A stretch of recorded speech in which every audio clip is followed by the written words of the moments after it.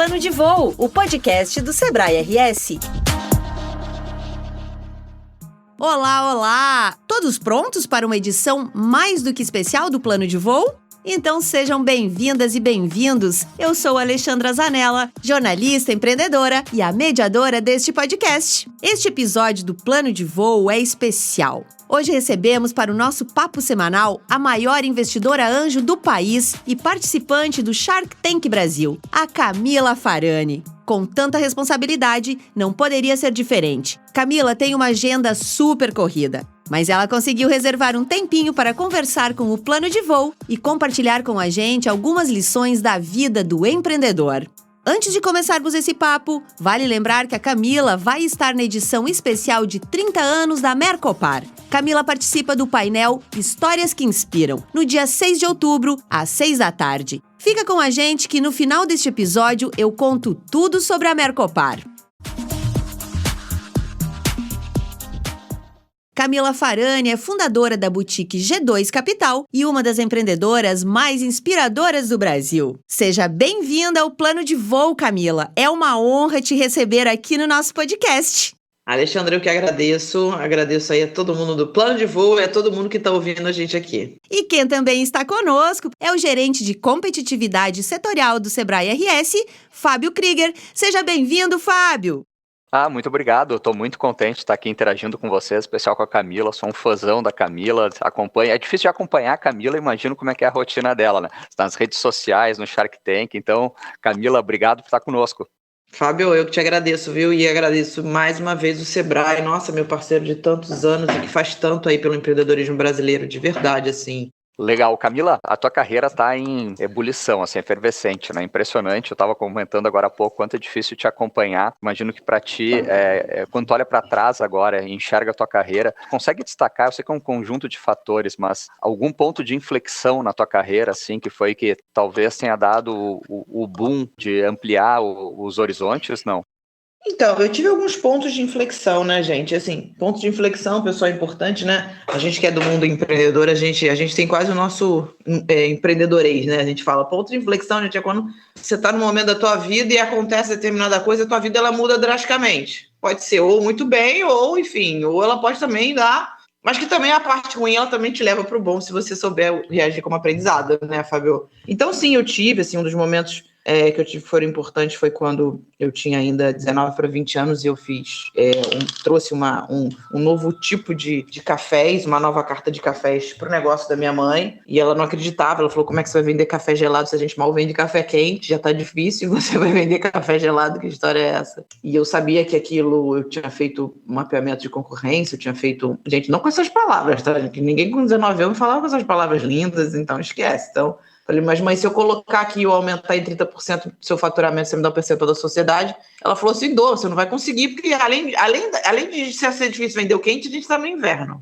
E eu fui lá e depois de 30 dias eu vendi 28%. E naquele momento ele foi um grande ponto de inflexão, porque o que ele, assim, eu gosto de contar essa história, né, porque naquele momento eu tive o principal, vamos dizer assim, gatilho, né, o despertar que se eu olhasse o que as outras pessoas, né, não só a concorrência, mas o que o mundo estaria fazendo de que fosse legal, mas que eu tivesse a execução, que eu colocasse em prática, né, aquilo ali para mim era o gatilho empreendedor. Então não era só eu ter a ideia na cabeça e não colocar em prática, né? E você vê, naquele momento eu não era empreendedora, eu não tinha negócio, né? Então eu trabalhava, teoricamente, no negócio da minha mãe. O que isso quer dizer? Eu era uma intraempreendedora. Então, é o que eu falo até para quem trabalha em empresa, sabe? Você precisa matar no peito muitas coisas. Então, eu botei o meu risco ali, né? Aquilo ali foi o meu grande risco. E aquilo foi um ponto, porque, imagina, né? Foi o primeiro aumento potencial na época de 4 anos de negócio. Então, a gente aumentou 28%, né? Então, aquilo tinha sido um aumento muito bom. E o café gelado existe desde então, estou falando de 25 anos de negócio. Depois foi quando eu fui sócia-diretora, né, eu montei a Farani Fresh Food de alimentação saudável, e esse projeto, a Rede Mundo Verde, na época, tinha acabado de ser comprada por um private equity, uma captação de um fundo de 3 bilhões na França, e o Mundo Verde tinha sido comprado, e o presidente, o CEO, me convidou para ser sócia e diretora executiva. Eu tinha 27 para 28 anos, era recém-casada, então aquilo para mim era, nossa, meu Deus. E ele falou, você me manda um DRE, você me manda uma projeção de fluxo de caixa para 5 anos, o DRE dos últimos 2 anos, o seu balanço. Eu falei, isso, eu não sei nem do que você está falando, porque eu não sabia mesmo, né? Eu falei, eu não tenho como aceitar, porque eu sou advogada de formação, minha sócia é minha mãe aqui nos outros negócios, morrendo de medo, né, gente? Mas ainda assim eu fui, e quando eu fui, realmente, eu fiquei lá durante 2 anos e pouquinho, e foi um dos melhores e maiores desafios da minha vida. E aí, obviamente, eu teria alguns pontos de outros de inflexão, quando eu entrei para fazer investimento anjo, quando eu assumi a presidência do Gavin Andrews, mas assim, eu acho que o principal ponto de inflexão na minha vida foi quando eu sentei na primeira temporada do Shark Tank Brasil, com 34 anos, e olhei para o lado e falei assim, essa cadeira é grande demais para mim. Eu falei, eu não vou dar certo aqui. Eu falei, imagina, João Apolinário, Robson Chiba, eram todos os meus ídolos, né? E ainda falaram assim, você vai dividir a cadeira com o Wizard tinha acabado de comprar o Mundo Verde, que eu tinha sido sócio. Eu falei, meu Deus do céu, e assim, era uma coisa, uns números vultuosos. Eu falei, caramba.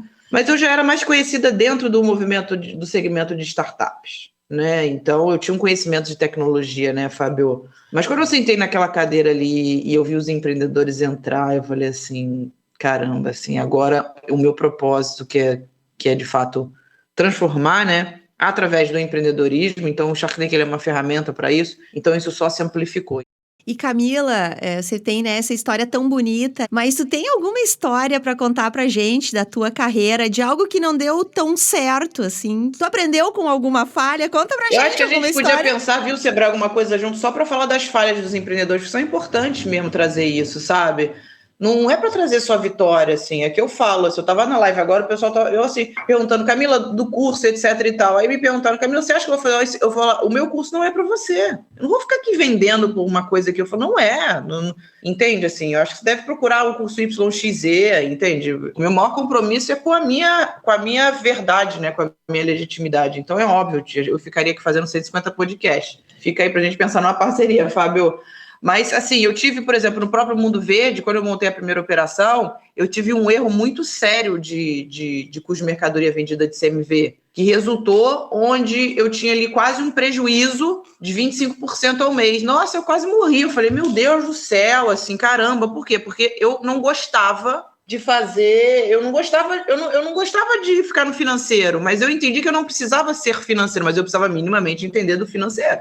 Eu precisava entender dos indicadores essenciais. Eu já tive um outro fracasso onde gente, eu já fiz coisa nessa vida, mas eu montei uma que se chamava Estação da Páscoa, né? Aí eu tinha 24 anos, aí eu acho que eu nunca contei essa história. Aí eu chegava na Páscoa, né? Eu montava quiosques de ovos de Páscoa no metrô do Rio de Janeiro. Aí no primeiro ano eu comecei montando 2 quiosques. Aí fui lá com um amigo meu que vendia aqueles biscoitinhos amanteigados. Aí eu falei para ele, eu falei, Fernando, posso botar aqui um quiosquezinho? Pode, Camila, não sei o quê. A gente dividiu o faturamento, etc e tal. E o negócio, imagina, gente, Páscoa vende pra caramba, né? O negócio deu certo pra Dedéu. Falei, caramba, que legal, não sei o quê, blá, blá, blá, blá, blá. Chegou no ano seguinte, ele falou assim, vamos ampliar. Óbvio, vamos ampliar. Resumo, eu botei 20 pontos no metrô. Só que, gente, ovo de Páscoa, chocolate, metrô do Rio de Janeiro, março e calor, é a combinação para dar errado. Sabe o que aconteceu? 80% derreteu. Então eu vou dizer que eu não perdi tudo, mas eu perdi 70% do dinheiro que eu tinha colocado. Mas o que teve de aprendizado disso, Camila? Faltou planejamento? Ou pensar que tem um calorão no Rio? Na verdade, assim, eu vou te dizer uma coisa importantíssima, Alexandra, assim, ó, inclusive, foi uma das coisas principais que eu botei agora nessa formação minha do Código Farano, foi o tipo de empreendedor que você é. Porque existem tipos de empreendedores, né? Em determinados momentos da sua vida, você pode estar com algum tipo daquele. Eu sempre fui a empreendedora do tipo desbravador. Essa pesquisa é uma pesquisa que a gente fez, a minha empresa Inovate fez com mais de 20 mil empreendedores. Então eu sou o tipo desbravador. Então o que é desbravadora? Vai lá, vai fazer, vamos fazer, gente, já deu certo, poxa, vendeu, bota o pé na porta, coisa, e é menos atenta a detalhes. E aí o que acontece? Ora, se eu sou menos atenta a detalhes, mas nem que esquece que eu ia não pensar no calor do Rio, lá embaixo não vou, porque eu tava tão feliz, entendeu? A gente fica feliz, assim. E assim, de verdade, o desbravador, ele não fica feliz. Óbvio, a gente gosta de ganhar dinheiro, eu adoro ganhar dinheiro. Mas a gente fica tão feliz quando o negócio tá lá pronto, você fica em seu... Porque, sabe, só que a gente fica menos, a gente aprende menos o detalhe. Tanto é que, no caso do Mundo Verde dos números, é a mesma coisa. Então, esse foi o aprendizado. Qual foi o aprendizado? Que eu precisava, né, não só estar mais atento aos detalhes, mas o mais importante, a bússola para o empreendedor, que é o empreendedor desbravador, é ele ter ali na equipe dele pessoas que tenham capacidade analítica, para ele poder ouvir. Mas isso eu só fui aprender quando eu mesma criei esse método, que é o que eu ensino hoje. Porque senão a pessoa fica, mas eu tô errando em quê? Por quê? Porque o perfil dela é e ela precisa de pessoas Y, X, Z ao lado dela, ou sócios, ou time, ou quem quer que seja, entendeu? Para poder fazer esse complemento. Legal, a gente está falando dos erros, né, Camila e Alexandre, que é super importante, tem uma certa uma pressão pelo sucesso, né, um glamour no empreendedorismo, que quem ainda não entrou pensa sempre pelo aspecto positivo, né, e quem já entrou, às vezes, tem um orgulho dos aspectos negativos, né, é difícil, não é fácil, não tiro férias. Olhando assim, Camila, esses teus aprendizados, e agora muito no processo de mentoria, né, o que tu sugere, ou que ponto, assim, tu acha que é o pecado crucial que o empreendedor comete, independente da tipologia, assim, algo mais genérico, alguma dica que tu possa dar, que é o que normalmente tu dá para os empreendedores, né? Onde eles erram normalmente. A primeira coisa onde eles erram é eles acharem que eles vão conseguir ficar ricos do dia para a noite. Primeira coisa, isso não acontece. Segunda coisa, que ele vai ter mais tempo. Isso também não acontece. Na verdade, o que ele precisa fazer é uma gestão de prioridades. Ele pode ter mais flexibilidade se ele aprender a gerir as prioridades dele. Por quê? Porque no fim, o empreendedor ele passa a ter outras lideranças, as lideranças são os clientes. Então, ele não necessariamente vai ter mais flexibilidade. Um outro erro comum, que é a primeira coisa que eu analiso, é a capacidade que ele tem a resistir à frustração. Porque você não vai ganhar todos os dias da sua vida. Não estou falando ganhar dinheiro, não. Você não vai ganhar, você não vai fazer boas negociações, isso faz parte. Como tudo na vida, você pode ser empreendedor, você pode trabalhar numa empresa, entendeu? Tu vê, a Alexandra tá aqui do podcast, você não tem todo o dedo, ai gente, aí, não tá, entendeu? Não tem como. Mas tem gente que olha, aí vai lá, entra no Instagram. Ai, Camila Faran. Por isso que eu sou muito autêntica lá, gente. Eu tava na live agora, eu falei, gente, eu estou exausta. Mas eu preciso estar aqui porque eu tenho 2.200 pessoas me fazendo pergunta no chat. O meu time não tá conseguindo atender, porque a gente botou um monte de gente, mas eu preciso estar aqui, porque aqui eu consigo falar para pelo menos 600 pessoas ao vivo. Entendeu? Então, assim, é a capacidade de você ser resistente à frustração, porque vai existir. E, por fim, assim, eu ficaria falando um monte, tá, Fábio? Mas, assim, eu acho que, por fim, tem uma coisa que é muito um mito da motivação. Ninguém motiva quem tá afim. Fica aquela coisa, ai, motivação, ai, motivação, ai, motivação. Cara, o empreendedor, a empreendedora, o futuro empreendedor, ele tem que aprender a se automotivar. Não é o mundo que vai motivar ele. Ele tem que aprender quais são os enxertos, as âncoras emocionais, comportamentais que ele pode acessar para poder ser automotivado. Vou dizer as minhas. Por exemplo, eu tenho um mentor espiritual. Não tem nada a ver com religião. Ele não segue nenhuma religião. Mas quando eu preciso, e eu faço ele, obviamente, por exemplo, nesses dias todos de curso, ele estava comigo todos os dias. Por quê? Porque tem hora que você vai querer esmorecer, porque você está com uma exaustão mental, física, entendeu? E aí ele começa a te relembrar, ele começa a trazer as coisas, a visão holística do mundo, o propósito, o bem que se faz à vida das pessoas, a realização, o bem que você pode promover para sua família, entende? Ele tira um peso das suas costas que a vida mesmo te impõe. Terapia, eu faço terapia. Na verdade, eu tinha que ter 5 terapeutas, mas eu faço terapia, porque se eu não fizer terapia, eu vou ficar doida. Só por último, assim, tem uma coisa que é importante dizer, assim, a tua vida vai ter consequência, não tem como, gente. Você tem consequências, entendeu? Você já é uma pessoa profissionais, faz parte. Camila, você tem obviamente, esse olhar super especial aí para as mulheres empreendedoras. A pandemia trouxe, números que a gente tem visto que quem mais abriu negócios, pequenos negócios, quem está empreendendo são as mulheres. O que você diria para uma mulher que está abrindo seu pequeno negócio ou que está já pensando em abrir? O que a Camila, essa mulher super poderosa, mas que também começou devagarinho, que também acabou de contar uma falha num negócio, o que você diria para essas mulheres? Que foco elas devem ter nesse início do empreender? Então, o primeiro foco que elas devem ter, eu chamo de customer-centric, ou centrado no cliente. É você entender de fato, não só as dores da tua persona, mas não é aquela coisa só público-alvo. A pessoa tem de 25 a 35 anos, mora em tal lugar, mora no bairro, tem filho. Isso, se você não souber, você já está fora, isso aí você tem que saber. Mas o interesse da persona é quais são os hábitos, do que ela gosta, quais são os desejos, ela deseja o quê? Os 5 desejos da vida dela é o quê? Viajar, não, desejo. Mas para que isso tudo? Porque quando você começar a fazer Seja conteúdo para venda, seja processo de venda, seja você colocar lá na tua landing page taglines, otimização orgânica, etc, etc e tal, você precisa trazer esses desejos e precisa concatenar com otimização orgânica, entende? Por quê? Porque senão eu vou atrair todo tipo de gente que a gente vai chamar de lead frio e esse lead frio não vai converter. Então, quando você começa a entender quem é a tua cliente profundamente, então acabou essa coisa, você não tem mais como ser superficial, você precisa entender quem é profundamente. Por quê? Porque é a profundidade que vai te gerar oportunidade e que vai te gerar o conceito que eu falo muito, assim, as vendas, gente, elas não são B2B, B2C, as vendas elas são human to human, ou seja, de humano para humano. Não existe mais isso. Ninguém quer mais ficar atrás de algum, mesmo online mais ainda, mas agora com a explosão do online, sabe? Por quê? Porque, pô, você tá no online, tem uma ferramenta, já tem uma coisa fria, então, assim, aquela pessoa, ela precisa se sentir importante como todos nós. Então, estudar bastante, entender o seu público e não ter medo. Exatamente. Isso aí, Alê. E continuar empreendendo, viu, mulherada? O empreendedor também ele é nato por ter muitas ideias, né? Como assim, Camila? Tu imagina que é o primeiro passo para tirar da ideia e colocar no papel, né? Uma linha até de priorização daquilo que tem um potencial maior impacto. O ideal é ele saber o seguinte, antes de mais nada, antes de começar a gastar dinheiro, né? Usa pelo menos 3 canais, tá? Que ele tem disponíveis hoje. Então imagina que ele tem um WhatsApp, ele tem uma rede social e ele tenha telefone. Porque telefone também é um canal, um site que seja. E ele fica durante 30 dias só fazendo o processo de validação de modelagem de negócio, ou seja, quais são as dores principais, o que esse meu público precisa, porque às vezes você acha que ele precisa, você acha dentro do teu escritório aqui que o teu público precisa de uma coisa, tu vai pra rua, quantas vezes a gente vê, né, gente? A gente fica lá fazendo estratégia mirabolante de venda, né, Fábio? A gente vai pra rua e vê, pô, que porcaria, não deu certo. Então, testa antes e faz muita pesquisa. Você pode fazer pesquisa ou por vídeo, você pode fazer pesquisa por todos os mecanismos hoje, os Google Forms da vida, SurveyMonkey. Você pode fazer pesquisa no Stories do seu Instagram, eu, por exemplo, uso muito, mas muito.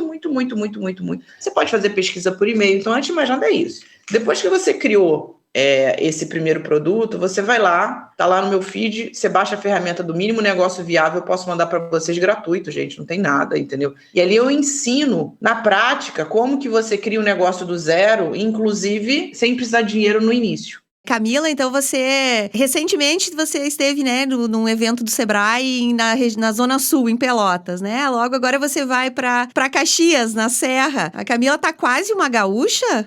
Querida, eu vou contar uma história para vocês não vão acreditar. O dia que eu fui fazer o evento com vocês, eu saí do evento, aí eu fui almoçar num lugar maravilhoso ali perto do aeroporto, aí eu comi polenta. Aí depois eu fiz uma coisa, vocês não estão entendendo, que eu nunca fiz na minha vida, nem quando eu viajo para fora do Brasil. Eu deitei naqueles jardins, eu não sei o nome daquele lugar ali, eu deitei naquele jardinzinho, tava um sol, e eu tava com uma colchinha, que às vezes eu levo porque eu sinto muito frio, eu botei aquela colchinha e eu dormi. Eu nem acreditei que isso aconteceu na minha vida. Eu não acreditei. Aí eu botei aqui, eu tava de máscara e botei aqui, né? Eu tava com uma amiga minha, eu falei, botei o tampão e botei a máscara. E dormi, eu falei, eu vou ficar quietinha aqui, que aí tomara que ninguém me reconheça. E dormi e descansei, entendeu? Então, assim, é óbvio, eu tô virando uma gaúcha, assim, eu tenho uma parte boa do meu time, tá aí, é gaúcho, tá? Eles estavam aqui no Rio esses dias, agora já estão aí de novo. Imagina, eu amo a culinária, eu quero conhecer tudo. Só vou dizer que eu vou me tornar gaúcha porque eu sou carioca e eu amo o Rio de Janeiro, tá? Mas, depois do Rio de Janeiro, sem dúvida nenhuma. Camila, a gente te agradece a tua presença aqui no Plano de Voo, com certeza é muito especial, tem muitos empreendedores e empreendedoras aqui no Rio Grande do Sul que se inspiram na tua carreira, então eu te agradeço demais o seu tempo e seja sempre bem-vinda ao nosso estado. Muito obrigada, eu quero super agradecer vocês, mais uma vez quero agradecer o Sebrae, assim, pelo papel importante que vocês têm de protagonistas, assim, no Brasil, a importância da formação de tanta gente aí, dos micros, dos pequenos, que a gente sabe que corresponde aí a mais de 30% do PIB do Brasil e que geralmente, assim, né, são pessoas que têm ainda mais dificuldade de acesso ao conteúdo. Eu acho que vocês fazem isso há tantos anos de uma forma tão primorosa, de uma forma tão responsável, tão coerente, assim. Eu só me sinto aqui mais uma parceira junto com vocês para a gente conseguir cada vez mais transformar o nosso país. Obrigada mesmo, viu? Obrigada, foi uma honra conversar contigo hoje. Um beijo. E depois de ouvir a Camila com suas histórias, inclusive com uma história inédita que nos presenteou, agradeço a presença do Fábio neste bate-papo. Fábio, muito obrigada pela tua participação no Plano de Voo. Alexandra, eu que agradeço, adorei o bate-papo. A Camila, obrigado pela troca de ideias aí, sem dúvida nenhuma, mais uma vez tu nos inspirou, né, e estaremos mais inspirados ainda na Mercopar junto contigo. Então, Alexandra, Camila, obrigado, foi excelente. Pena que não deu tempo para falar sobre tudo, até porque seriam necessários alguns dias para ouvirmos todas as histórias da Camila Farani. Você que está nos ouvindo, quiser saber mais sobre a história da Camila, acompanhe o painel Histórias que Inspiram. Ele faz parte da programação oficial da Mercopar e ocorre no dia 6 de outubro, às 6 da tarde, no Parque de Eventos Festa da Uva, em Caxias do Sul. Além da Camila, estarão lá para dividir suas experiências o Fábio Luiz Hessler, CEO da Bionic Cook, e Rogério de Souza, diretor de inovação da DB1 Global Software. Eles participaram do Shark Tank Brasil e passaram por processo de aceleração. A mediação fica por conta de Naira Maria Lieberman, coordenadora do IDEAR, Laboratório Interdisciplinar de Empreendedorismo e Inovação da PUC-RS. A Mercopar é realizada pelo Sebrae-RS e pela Fiergs. A Feira de Inovação Industrial ocorre entre os dias 5 e 7 de outubro, em Caxias do Sul. Para mais informações, acesse mercopar.com.br ou ligue para o número 0800 570 0800. Fiquem ligados nos próximos episódios do Plano de Voo e nos acompanhem nas nossas redes sociais. Obrigada pela audiência e até a próxima semana. Plano de Voo, o podcast do Sebrae-RS.